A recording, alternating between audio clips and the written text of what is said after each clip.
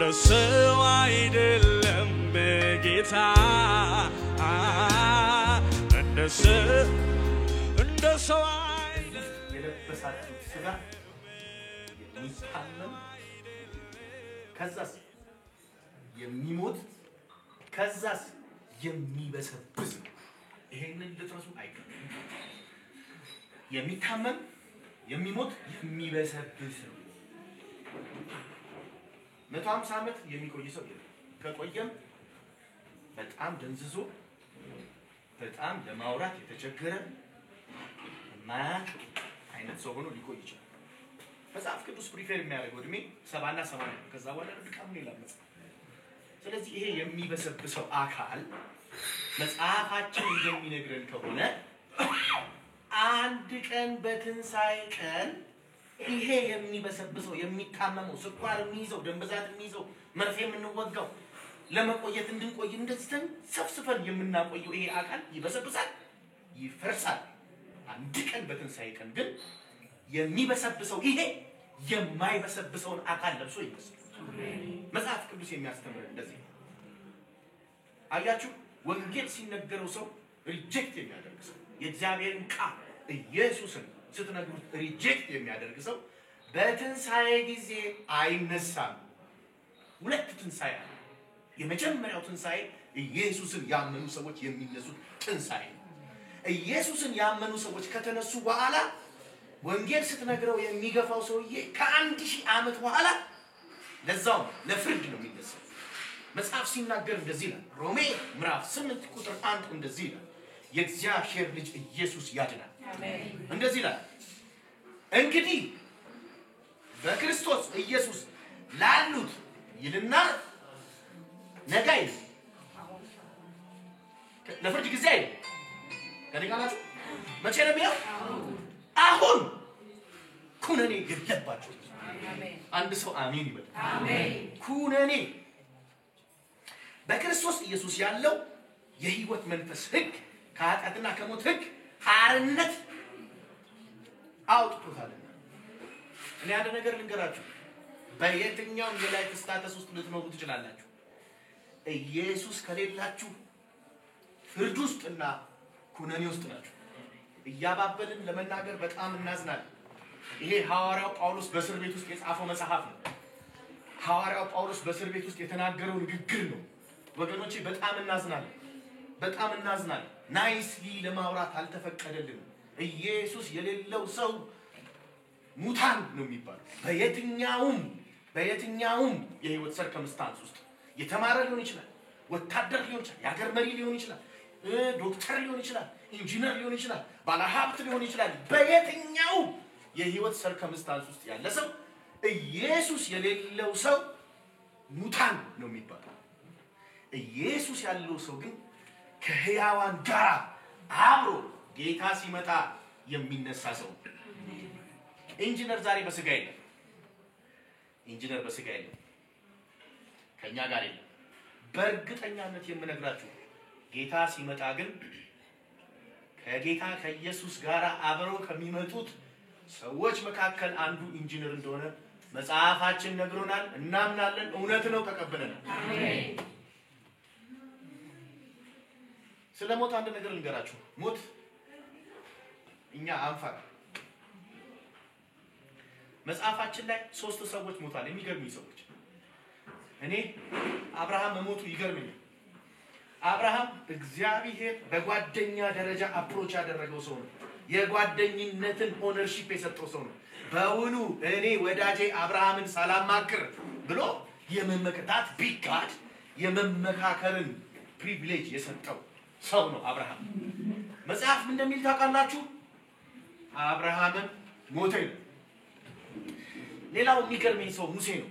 ሙሴ በምድር ላይ በጣም ትሁት የትህትና መጨረሻ የነበረ ሰው፣ ስለ ህዝብ እኔን ብትገለኝ ይሻላል ብሎ እግዚአብሔርን ፊት ለፊት አፍ ላፍ የሚያወራ የእግዚአብሔር ነብይ፣ እግዚአብሔር በጣም የሚወደው የተወደደ የጋድ ፍሬንድ።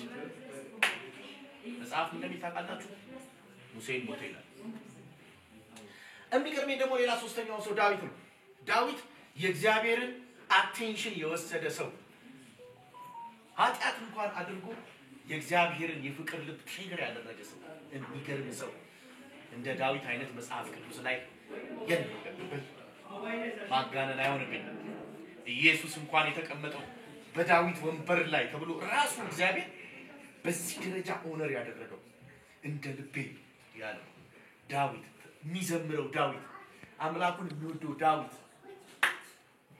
ታቦቱ ፊት ራቁቱን የጨፈረው ዳዊት መጽሐፍ ምን እንደሚል ታውቃላችሁ? ዳዊትም የእግዚአብሔርን ሐሳብ አገለገለ ከዛስ ሞተ።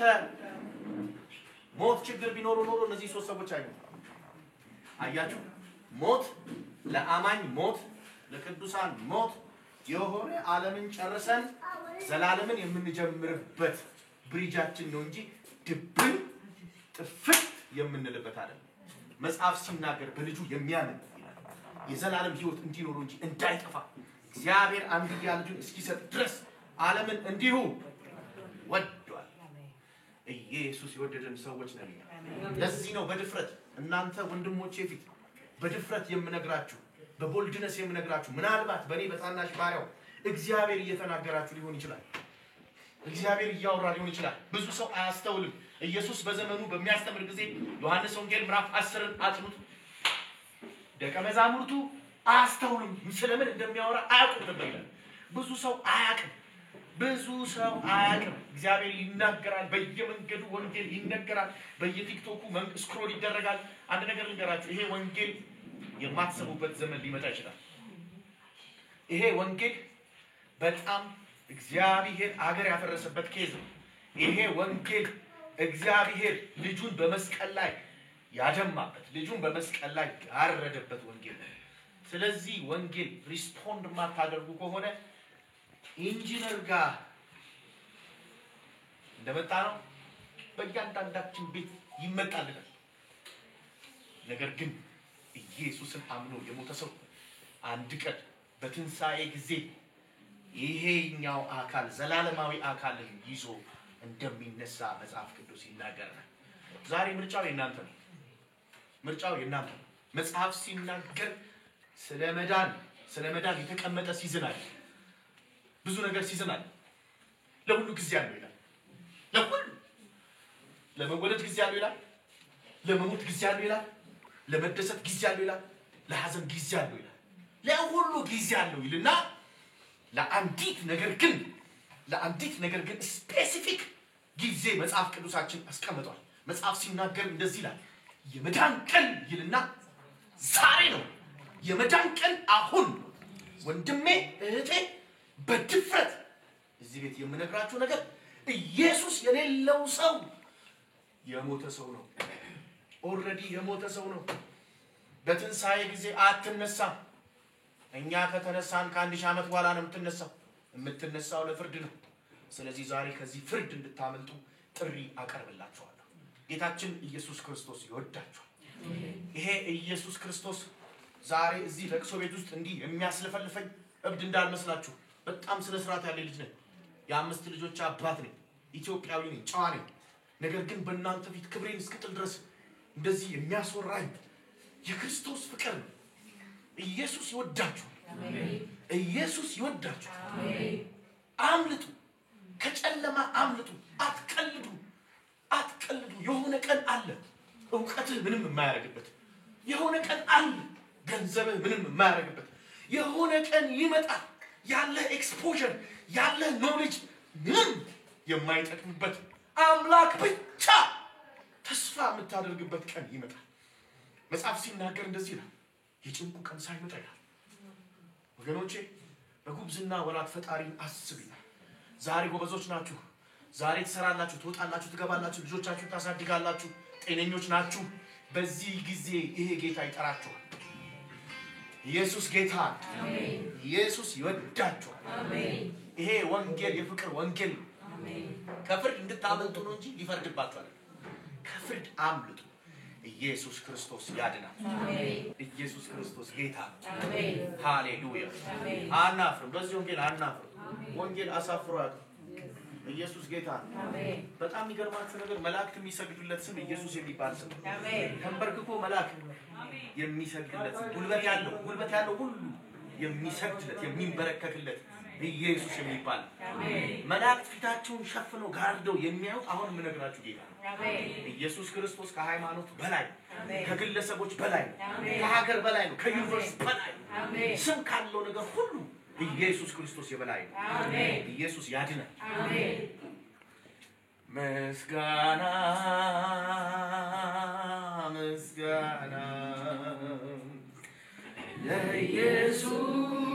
ለኢየሱስ ምስጋና ይገባሃል አምላክ ላንተ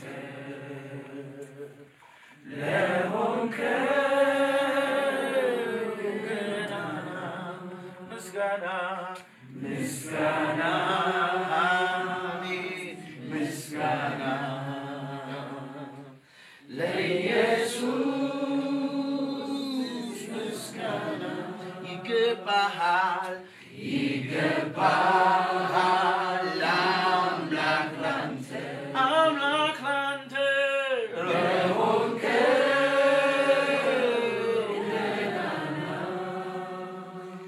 እንደ በደላችን አልተከፈለን ጌታ በምሕረቱ አልተገናኘን ምሕረትን የሚወድ የሰራዊት ጌታ ዕዳዬን ለመክፈል በውርደት ተመታ ምስጋና አሜን ምስጋና ለኢየሱስ ምስጋና ይገባሃል